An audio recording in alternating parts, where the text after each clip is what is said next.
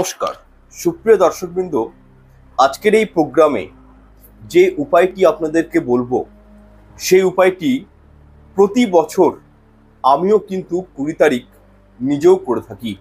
সুতরাং আপনারাও করুন এবং এর বেনিফিটটা পারলে এবছর অবশ্যই নিন। দেখুন, প্রতি বছর 20 জুন দুর্ভাগ্যকে কাটিয়ে সৌভাগ্য প্রাপ্তির দিন হিসাবে গণ্য করা হয় অ্যাজ পার অ্যাস্ট্রোলজি। এবং আজকের এই প্রোগ্রামে যে উপায়টির কথা বলবো, এটা যে শুধু যে ভারতবর্ষেই প্রচলিত রয়েছে তা কিন্তু নয়, বিদেশের মানুষেরাও এই উপায়টি কিন্তু করে থাকেন।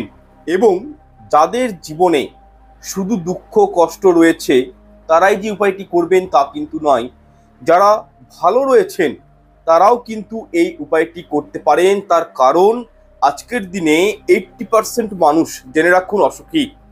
কারোর কাছে টাকা পয়সা বিপুল রয়েছে, তার হয়তো শারীরিক সমস্যায় ভুগছেন। কেউ সম্পূর্ণ নয়। যার অর্থ রয়েছে তার শরীর ঠিক নেই, যার শরীর ঠিক রয়েছে তার হাতে অর্থ নেই বা পারিবারিক সমস্যা রয়েছে। তাই বলতে পারি কোনো মানুষ সব দিক থেকে একদম পারফেক্ট রয়েছেন, নিজের জীবনশৈলী ঠিকঠাকভাবে পরিচালিত করতে পারছেন, এমনটা কিন্তু কখনোই নয়। দেখুন, আমি প্রত্যেকের কাছে অনুরোধ করব যে আজ হচ্ছে 18 তারিখ, আগামী হচ্ছে 20 তারিখ, 20 জুন। আপনার প্রত্যেকেই সকালে ঘুম থেকে উঠে প্রাতঃস্নান করে সামান্য এই একটি উপায় মনে ভক্তি ভরে যদি একবার করতে পারেন এবং এটা যদি কন্টিনিউ প্রত্যেক বছর 20 জুন করতে পারেন, তাহলে জেনে রাখুন জীবন থেকে সমস্ত দুর্ভাগ্য দূরীভূত হবে এবং অখণ্ড সৌভাগ্য লাভের অধিকারিণী হবেন। দেখুন, প্রথমত পরিবারের মধ্যে প্রত্যেককেই কিন্তু উপায়টি জনে জনে করার প্রয়োজন কিন্তু নেই।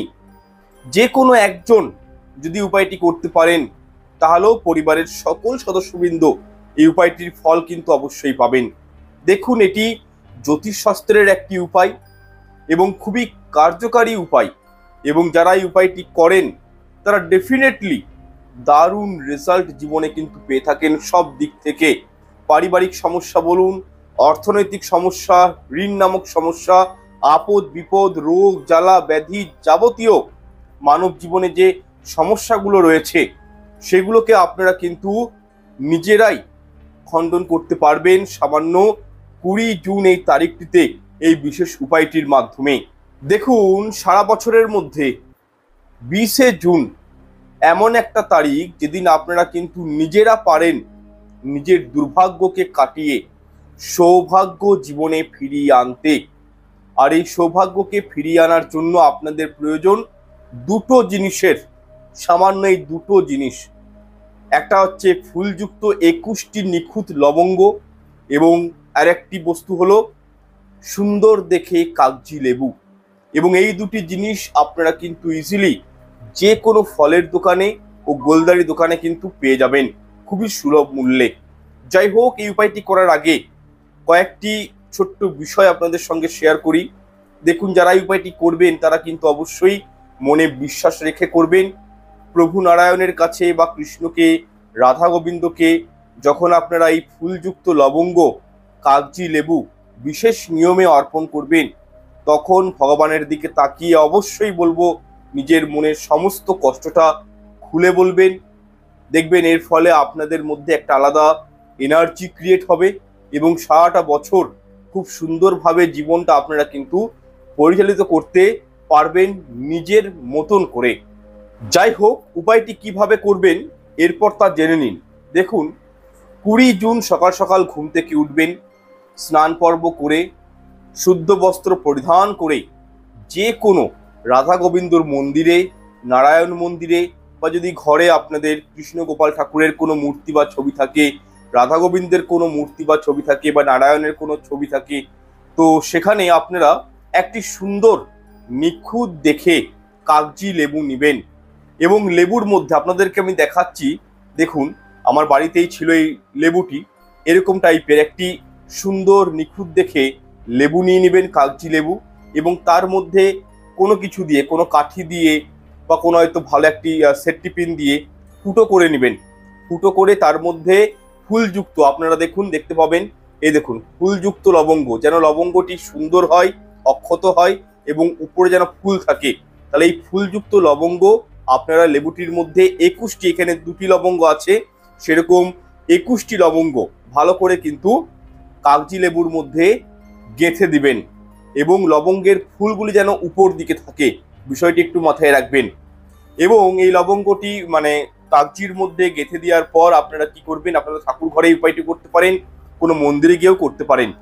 তো যাই হোক, আপনারা এই লবঙ্গটি এবং কাগজি লেবুটি কি করবেন, প্রভু নারায়ণ বা কৃষ্ণের চরণে নিবেদন করে দেবেন এবং নিজের মনের কথা সমস্ত ভগবানকে কিন্তু জ্ঞাপন করবেন, জানাবেন।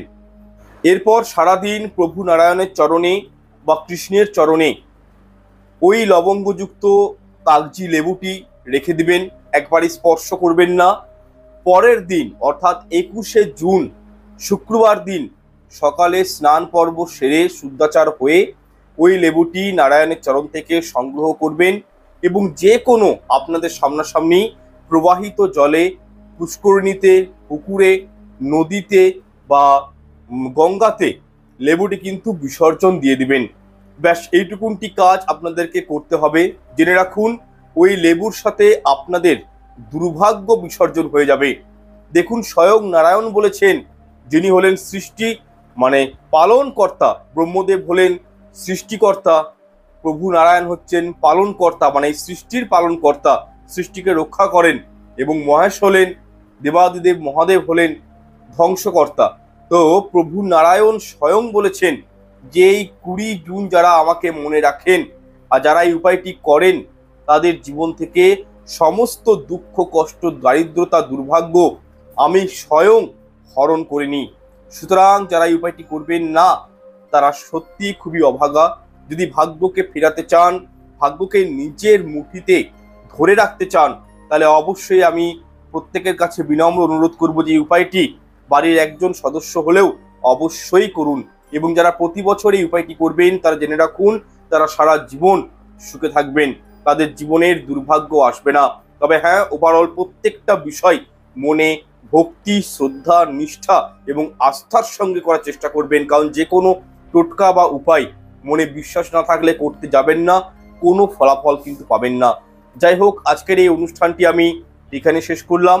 আমার এই প্রোগ্রামটি দেখে আপনাদের কেমন লাগলো অবশ্যই ফিডব্যাকে জানাবেন এবং অন্যদের সঙ্গে পারলে প্রোগ্রামগুলি একটু শেয়ার করে দিবেন, এতে তারা উপকৃত হবে আপনাদের দ্বারা।